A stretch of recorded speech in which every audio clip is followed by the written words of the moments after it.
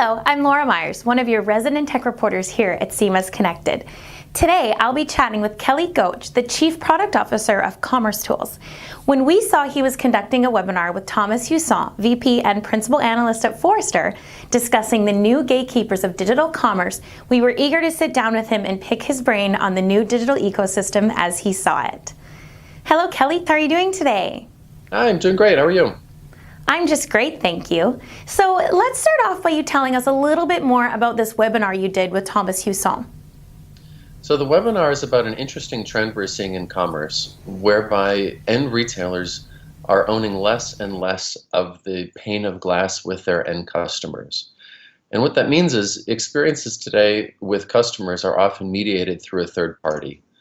And that could be a social media platform, it could be anything. But it's increasingly rare for an end customer to go download your application as a retailer and then have that serve as the primary interaction point with that retailer. Instead, it's typically through something else now, and that's what the webinar was about. This something else would be the digital gatekeeper, I assume, and that's a bit of a new term for me. Would you mind elaborating on that definition a little bit? A gatekeeper is whomever is mediating experience between a retailer and their end customer. So it could be an app store, for example.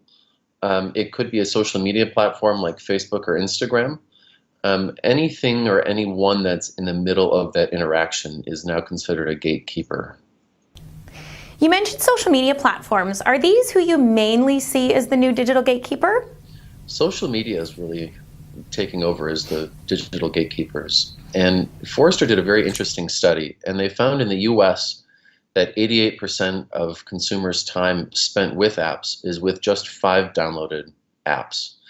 And I have a list of those apps here. Those apps are Facebook, YouTube, Instagram, Gmail, and Facebook Messenger, with Facebook and YouTube leading that. But Instagram is very popular as well. It's really where the eyeballs are, and it's all about social media these days. That's an interesting list. I have to admit, when you first said that statistic, I guessed a list in my head, and I wasn't too far off, but I wonder how it will change year over year.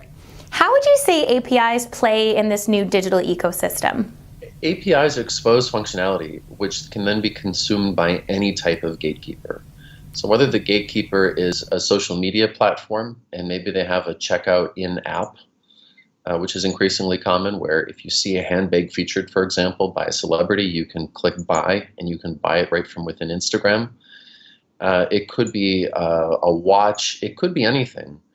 And what's interesting is every new device these days, every new consumer electronic device has some type of an interface, some type of an application environment that you can build applications for.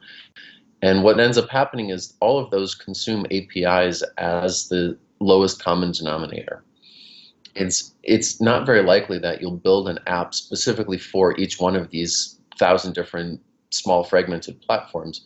Instead, the new approach is to build and expose APIs and then publish those catalog of any organization can then build an interface on social media or consumer electronic device that consumes those APIs. Well, thanks, Kelly. We covered all the questions I had. I'm really looking forward to hearing more about the gatekeepers in digital commerce as time moves on. Thank you. As our audience knows, this is a bit of a new discussion for us, so make sure you stay tuned as we uncover more on this topic right here on CMS Connected.